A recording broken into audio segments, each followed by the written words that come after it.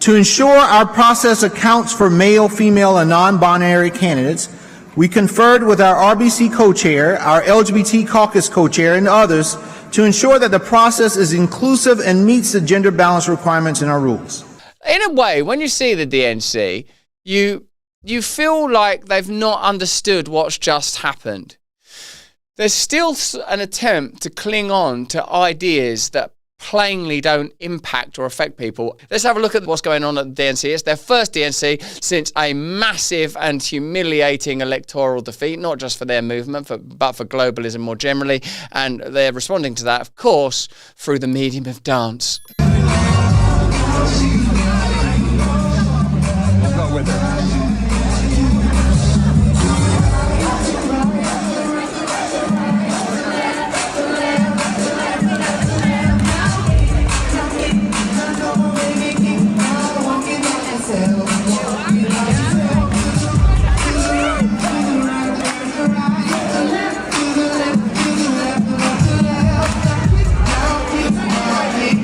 I like losing elections. Good. I didn't want to run America. Is that the point of it? Like it's a sort of a kind of conga of indifference.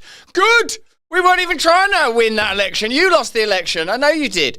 That's a really interesting way to behave. Let's have a look at what else they're up to. And we'll begin with the opening statements. Each candidate will have 30 seconds, and we'll start with Dr. Quintessa Hathaway. Good evening, everyone.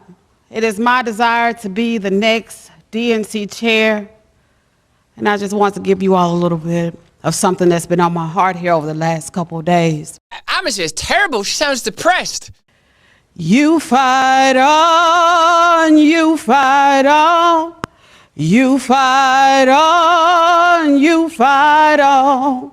That's an unexpected pivot. That was an unexpected pivot. Because it started off very dour, and then suddenly, song. I see. What the DNC and the Democratic Party movement's attempting to do, it looks to me, tell me if you agree with this in the comments, is to sort of maintain the idea of a spirit of goodwill and good intention through things like literal song and dance, when in fact they became so separated from the interests of those they claim to represent that their entire party and movement became theatre, i.e. the DNC is so captured by corporate, globalist, commercial interest, and it's only a bulwark against that impression. Its only inoculation against damnation has been to pretend overtly that it really cares about minority cultural issues. But now, all they've got left is literal song and dance. That can't be true, can it? When your government is doing you wrong, you fight on, oh, you fight on. Thank you, thank you, Dr. Hathaway. Okay, Dr. Hathaway.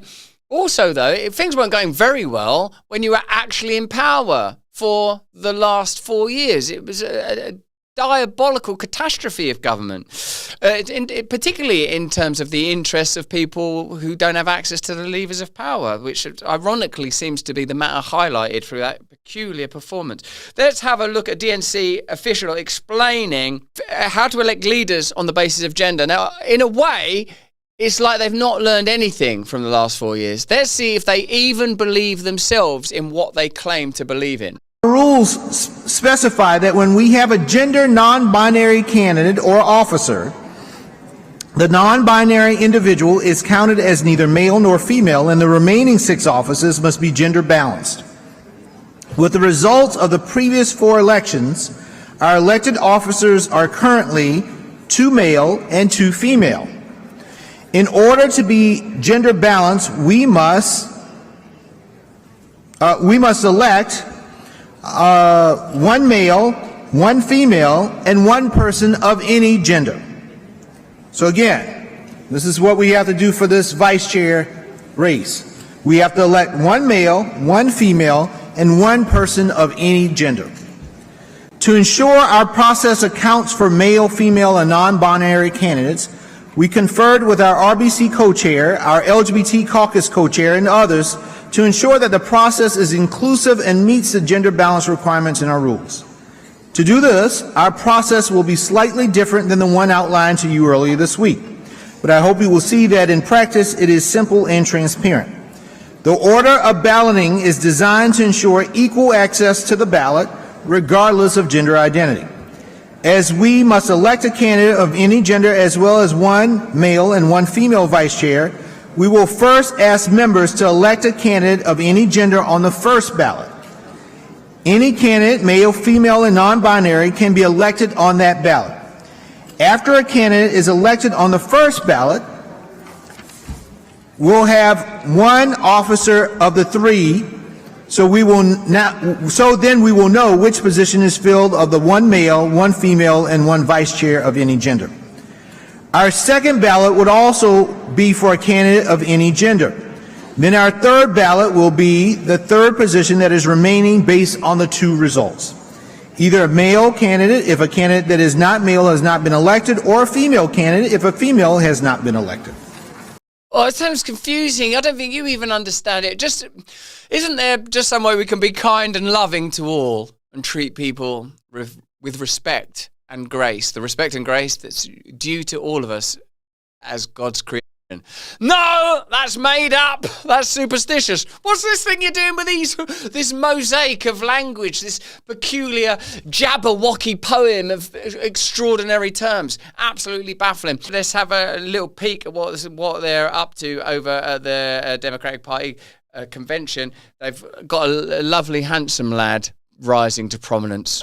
Are you ready to go on the offense? Yeah! Are you ready to go on the offense? I don't feel good when I watch that, do you? It feels hollow. It's shallow, it's empty and vacuous. Let me know in the comments and chat how you feel about that. Now, ultimately, the vacuity of the Democratic Party is this. They were completely controlled by corporate and commercial interests and the maintenance of a deep state class. That's one aspect of it. They were exemplified by figures like Nancy Pelosi, who talked continually about compassion and for the children, while it seemed somehow was simultaneously benefiting from potential knowledge gleaned from the various committees she sits on with regard to technology and the rise of her husband's stocks and shares in those very same companies. In short, they became so vapid, so hollowed out, so plainly governed by lobbyists and a donor class that they've become politically irrelevant. And here, they continue to double down on the idea that when it comes to oligarchical financial power, the trillionaire and the billionaire, we're supposed to believe in a dualistic system. There are good trillionaires and bad trillionaires. Our trillionaires are fantastic. There are a lot of good billionaires out there that have been with Democrats who share our values, and we will take their money, but we're not taking money from those bad billionaires. Thank you. Those bad billionaires, in a sense, while that's simplistic, reductive and ridiculous, it shows you something important. Who ultimately has the moral authority to say, these billionaires are good, these billionaires are bad, this class of people, this set of policies are good or bad? If you don't believe in an absolute universal truth, any claim you make to right or wrong is either arbitrary or subjective. The DNC lost their moral compass. They abandoned it in some giddy storm of hedonism and minority issues and empty, phatic rhetoric, and now they're, I suppose, confused by the desertion and by their, I would say, what do I want to say, implosion into total irrelevance. Indeed, part of that same story is the emergence of information about how the deep state functions and what the cartilage is between the deep state and commercial and international enterprises. And I believe the USAID story, I don't call it USAID, do you? USAID story demonstrates the connections between NGOs, charities, and apparently philanthropic endeavors and the interests of the powerful.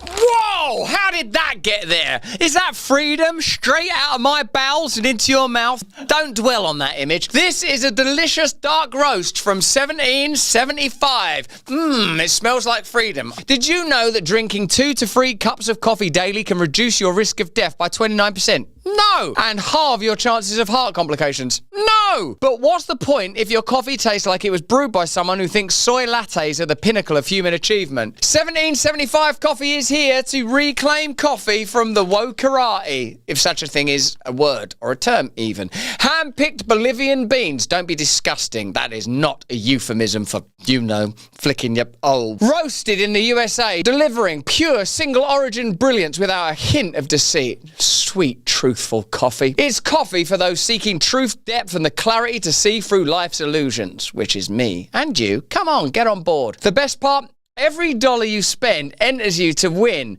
a blacked out 2024 Tesla Cybertruck plus $30,000 of cash. Now, apparently I'm going to be driving around in this Cybertruck. I'll believe it when I actually see it. Because I'm always getting told things like, you're going to be driving around in a Cybertruck, and they never, ever appear. If this Cybertruck appears, that is going to be, you will see me drive it. I'm going to drive it in the water. I'm going to see if it works as Musk claims, as an amphibious vehicle that can also be launched into space.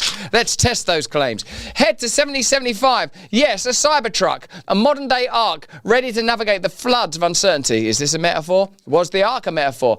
With the strength to carry you through any of life's trials. Head to 1775coffee.com, stock up and fuel your mornings with rebellion. Use this code for 15% off. Don't miss your chance to drive off in a Cybertruck and cash out with 30 grand. I mean, you could have a Cybertruck. We could all have Cybertrucks. Isn't that what we want? Coffee and Cybertrucks. Let's get back to the content. Hey, thanks for watching. If you want to see more uncensored content where free speech can flourish, join our live stream. Click the link right here to watch the next video if you want to, or become a member of a growing movement. Download the Rumble app and you'll be informed every time we make a new piece of content. Stay free.